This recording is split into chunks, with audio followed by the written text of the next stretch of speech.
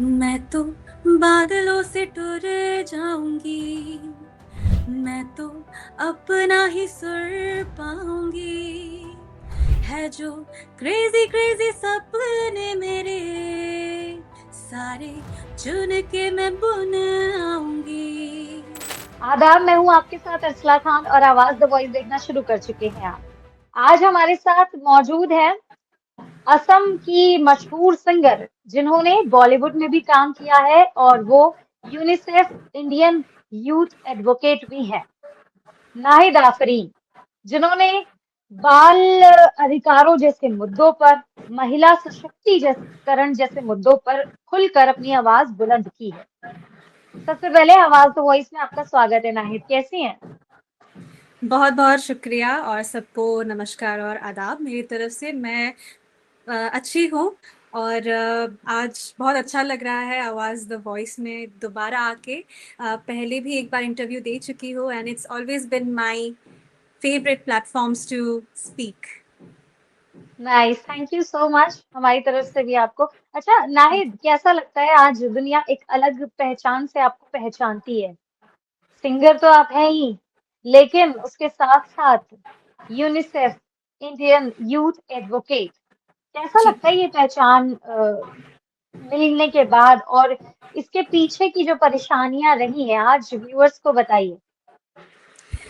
देखिए पहले तो यही बोलना चाहूँगी कि बहुत खुश नसीब मैं मानती हूँ खुद को और बहुत ही अच्छा लगता है कि एक कलाकार होने के साथ साथ जो समाज सेवा का भी जो मैंने एक ड्यूटी जो मैं कर रही हूँ वो काफ़ी मुझे खुद ही प्रेरणा देता है और काफ़ी अच्छा लगता है कि जब मैं अपने म्यूज़िक के ज़रिए और अपनी आवाज़ के ज़रिए लोगों की परेशानियों के बारे में जानती हूँ और उसी परेशानियों को जब मैं अपने प्लेटफॉर्म के ज़रिए सोसाइटी को मैं बताती हूँ तो काफ़ी अच्छा लगता है। अच्छा नाहिद जी, जैसे ये दोनों चीजें काफी अलग अलग हैं। जैसे कई बार होता है ना, कुछ चीजें इंटेलेक्चुअल होती हैं तो ही इंसान करता है। जैसे आपका पेशा सिंगिंग है और उसके साथ साथ आप एडवोकेट भी हैं। दोनों का कॉम्बिनेशन कैसे आपने बिठा लिया? कहाँ से देखिए इंस्पिरेशन मिली? हाँ, so I would like to disagree. मैं दोनों चीज़ों को बिल्कुल भी डिफरेंशिएट नहीं करती। मैं समझती हूँ कि एक हम्म कलाकार होने के नाते नाते अ, हम्म ये एक ड्यूटी होता है कि अपने आर्ट के ज़रिए हम्म लोगों तक मतलब लोगों की भलाई कैसे करनी चाहिए, सोसाइटी को मैसेज देना वो एक एवरी आर्टिस्ट का ये एक ड्यूटी होता है। तो मैं वही ड्यूटी निभा रही हूँ। आर्ट तो मेरा एक पैशन है, ये म्यूज़िक मेरा पैशन है और समाज सेवा हमेशा से एक ड्यूटी रहा है। तो it's hmm. Like a proper balance of both. अच्छा, इसके साथ साथ जैसे सोशल मीडिया पर आप देखती हैं युवा जो है काफी हुँ, चीजें काफी डेटा कंज्यूम कर रहे हैं। बहुत सारी चीजें ऐसी होती हैं स्प्रेड होती हैं। ठीक है, तो उसको लेकर के आप, जो इंफॉर्मेशन की मैं बात कर रही हूँ, उसको लेकर के आप क्या सोचती हैं? आज का जो युवा है वो ज्यादा पढ़ने से लेकर के कम चीजों पे आ गया है, तो उसको आप कैसे देखती हैं? बहुत बड़ा कंसर्न हो गया है when it comes to the youth because हम सब आजकल सोशल मीडिया में इतना टाइम एंगेज रखते हैं खुद को and it has hmm become a part and parcel of our day to day life. तो प्राइवेसी का जो एक कंसर्न है वो अभी काफ़ी बड़ा हो गया है और इसी हम्म के वजह से ही बहुत तरह के साइबर क्राइम भी हो रहे हैं। तो हम्म इस मुद्दे पे मैं यही कहना चाहूँगी जो सरकार का भी एक ड्यूटी होता है कि हम्म लिमिटेशन कोई कोई लिमिटेशन लागू करना चाहिए सोशल मीडिया पे when it comes to the data sharing specially जो छोटे छोटे बच्चे हैं वो भी आजकल कंटेंट क्रिएटर्स बन गए हैं। तो आई जी। थिंक उन सब चीज़ों में भी कुछ ना कुछ ऐसे रूल्स और रेगुलेशंस लागू करने चाहिए। पेरेंट्स को भी बहुत ज़्यादा अवेयर होना चाहिए कि अपने बच्चों को किस तरीके का डेटा वो फीड करा रहे हैं। सो हम्म दैट्स इट। अच्छा नाहिद, आपने बच्चों की बात कही। तो बाल जी, विवाह जैसे मुद्दों पर भी आप कई बार अपनी आवाज बुलंद कर चुकी हैं, तो उसको लेके क्या कुछ एक्सपीरियंस है? मतलब कोई कई बार क्या होता है, कोई भी चीज ऐसे ही नहीं आ जाती। कहने का मतलब है हम किसी चीज से गो थ्रू करते हैं, आप मेरी बात से अग्री करेंगी, तभी हुँ, हम हुँ, उसको इम्प्लीमेंट करते हैं या उसमें चेंजेस करने की गुंजाइश सोचते हैं। तो बिल्कुल। आपकी लाइफ में ऐसा क्या हुआ था जब जब आपको लगा कि ये बाल विवाह सब ये सब चीजें नहीं होनी चाहिए? जी, मैं भी एक ऐसे स्टेट से आती हूँ असम, जहाँ पे बाल विवाह का जो इश्यू है, वो जी। कुछ-कुछ जगहों पे काफ़ी ज़्यादा है उसका प्रभाव।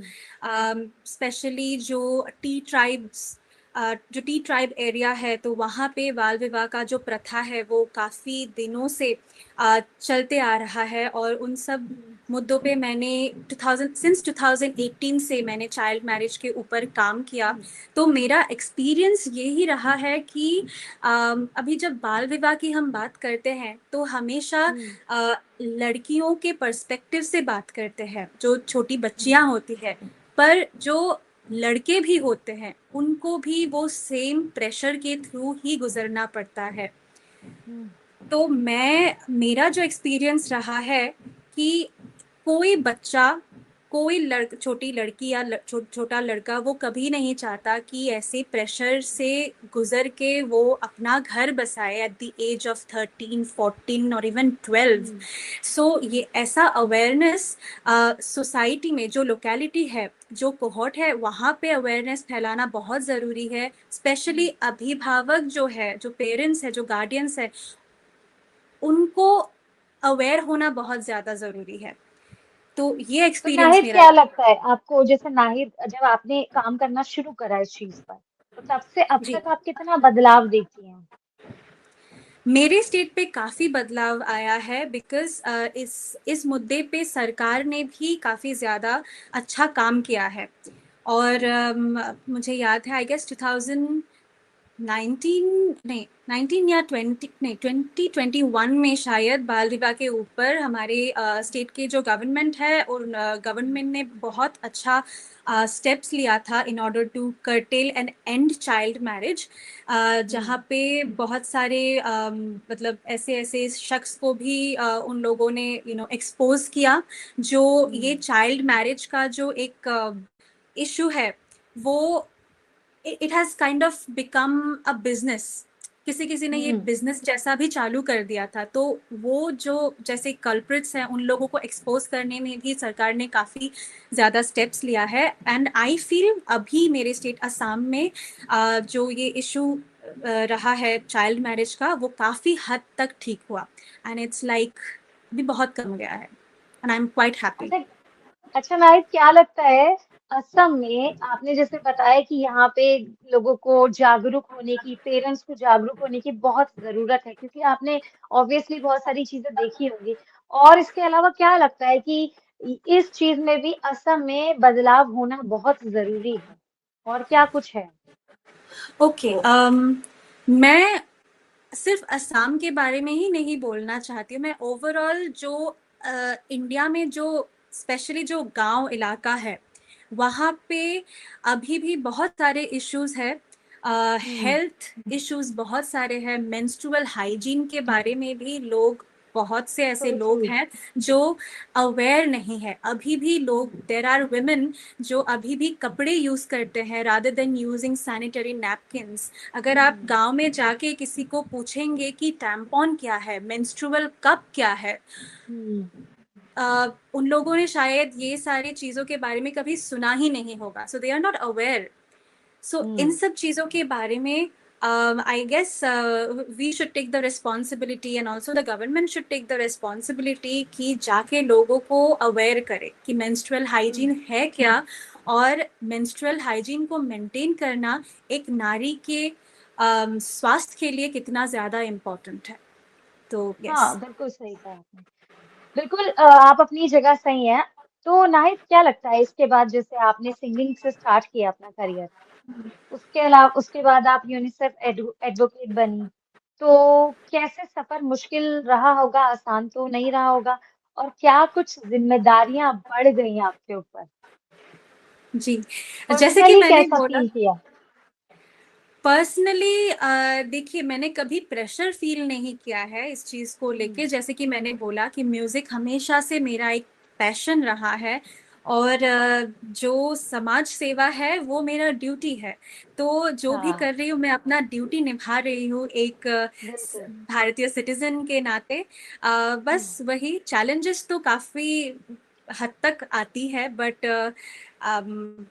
ऐसे when you are speaking about something wrong, जब आप एक क्राइम के बारे में अपना आवाज आप उठाते हो, आप अगर कहीं पे कुछ गलत देख रहे हो उसके बारे में अगर आप जब बोलना चाहते हो, तो काफी हद तक चैलेंजेस आती है। बट आई थिंक स्पेशली हम लड़कियों को और बोल्ड होना जरूरी है और करेजियस होना जरूरी है, कि like being, I am sorry, मैं यही बोलना चाहती हूँ कि हम्म, करेजियस होके अपने बुलंद आवाज को लोगों तक पहुंचाना बहुत जरूरी है। That's it. बिल्कुल। अच्छा, इसके लिए आपकी फैमिली का कैसा सपोर्ट रहा? क्योंकि आप जिस समुदाय से आती हैं, जिस जगह से आती हैं, वो भी तो आपके ऊपर भी तो वो चीजें इम्प्लीमेंट होती होंगी। जैसे हम बात करें कि असम में बहुत ज्यादा जागरूकता की जरूरत है, तो आपकी फैमिली सपोर्टिव रही इन सब चीजों में? यस, सिंस डे वन मेरे हम्म, पेरेंट्स, स्पेशली मेरी मम्मी और पापा, they have always been very supportive. मैं बी माई म्यूजिक और माई सोशल वर्क, इनफैक्ट उन्होंने कभी मुझे मुझे अकेला नहीं छोड़ा इस जर्नी में। They are always with me in the journey, तो ओह, इसकी नाइस। वजह से ही मैं और ज्यादा स्ट्रांग फील करती हूँ। अच्छा, आपने बॉलीवुड में भी नाहिद काम किया है, तो वहां का एक्सपीरियंस कुछ शेयर कीजिए, कुछ इंटरेस्टिंग सा। जी, बिल्कुल। अभी भी मैं करंटली मैं अभी भी बॉम्बे में ही रहती हूँ और अपना म्यूज़िक करियर परस्यू कर रही हूँ। तो ग्रेट। इंटरेस्टिंग अगर मैं बोलना चाहूँ, इंटरेस्टिंग नहीं होगा आई गेस। मैं अगर बोलना चाहूँगी कि coming from a very small town called Vishwanath Chariali in Assam, मैं वहाँ पे yes. Born and brought up हूँ। और वहाँ इतने स्मॉल टाउन से आके आज बॉम्बे में अपना करियर परस्यू कर रही हूँ। So it's been a very interesting and amazing journey. और यहाँ आके काफ़ी सारे अपॉर्चुनिटीज़ मुझे मिल रहे हैं, बीट्स सीखने के अपॉर्चुनिटीज़, अपने टैलेंट को लोगों तक पहुँचने के अपॉर्चुनिटीज़ यहाँ पे बहुत ज़्यादा है। तो the journey has been incredible. तो बॉम्बे में आप हैं अभी, कैसे मैनेज होता है सारा कुछ? यहाँ का कल्चर और वहां पे असम में तो बहुत सारी चीजें डिफरेंस है, ऐसा नहीं है? हाँ, और आपने मुंबई का वड़ा पाव ट्राई किया? यस, ऑफ कोर्स ट्राई किया, परसों ही खाया था मैंने अपना और क्या लंच कुछ स्किप अच्छा लगा करके आपको वड़ा मुंबई में? पाव। देखिए, मुंबई की बारिश के बारे में अगर बारिश? बोलूँ तो हाँ, यहाँ बारिश, मानसून का टाइम अभी फिलहाल चल रहा है, लेकिन अभी भी थोड़ा क्लाइमेट चेंज के वजह से कभी कभी बारिश होती है, कभी कभी बहुत ज़्यादा धूप आ जाता है, तो वैसा कुछ वेदर का भी मूड स्विंग चल रहा है, ऐसा फील हो रहा है मुझे। बट चलो, मुंबई अच्छी बात है। Rains are really very but आपको ब्यूटिफुल। पसंद आ रहा है ना? आपको मुंबई में अच्छा लग रहा है हाँ ना? हाँ, of course of course, vibe बहुत चलो, अच्छा है अच्छी यहाँ बात का। है। अच्छा, आगे के लिए क्या सोचा है नाहिद? आगे कैसे चीजें प्लान करनी है, और क्या ओके। कुछ पाइपलाइन में है? आ, हालांकि मैं अभी मुंबई में, जैसे कि मैंने बोला, अपना म्यूजिक करियर परस्यू कर रही हूँ, लेकिन मुंबई में आने हम्म, का और एक रीजन है, मैं अपना मास्टर्स भी कर रही हूँ साइकोलॉजी में। तो I am a psychology student. तो अभी नेक्स्ट 2 साल तक तो मेरी पढ़ाई चालू ही रहेगी। I will complete my masters degree in psychology. उसके बाद लेट्स सी व्हाट एवर ऊपर वाला हैज प्लान्ड। चलिए, आप अपनी सिंगिंग की जर्नी अब जो कंटिन्यू कर रही हैं, दो चार लाइनें हमारे लिए भी सुना दीजिए। मेरा एक बहुत फेवरेट गाना मैं सुनाना चाहूंगी, प्लीज प्लीज जो प्लीज। अक्सर मैं गाती हूँ। और ये गाना मैंने, मुझे जब यूनिसेफ इंडिया यूथ एडवोकेसी का जो जब रोल मिला था, तब करीना कपूर खान जी थी वहाँ पे प्रेजेंट। तो यही वाह। गाना मैंने उनके सामने भी गाया था, तो मैं थोड़ा वो गाना गुनगुना देती हूँ। हो जाए, हो इट्स जाए। कॉल्ड एक जिंदगी, फ्रॉम हम्म, द फिल्म अंग्रेजी मीडियम। हम्म, मैं तो बादलों से टुर जाऊंगी, मैं तो अपना ही सुर पाऊंगी, है जो क्रेजी क्रेजी सपने मेरे, सारे चुन के मैं बुन आऊंगी। हमारा इस दुनिया की हूँ ही नहीं, मैं अपनी ही दुनिया बनाऊंगी। एक जिंदगी मेरी 100 ख्वाहिशां, एक एक मैं पूरी करा। एक जिंदगी मेरी 100 ख्वाहिशां, मैं जीना मैं पूरी तरह, मैं जीना मैं पूरी तरह। Thank you. Very nice Nahid. अब आपको हम ये भी नहीं बोल सकते कि आप मुंबई आ रही हैं, क्योंकि you are already in Mumbai. I'm already in Mumbai.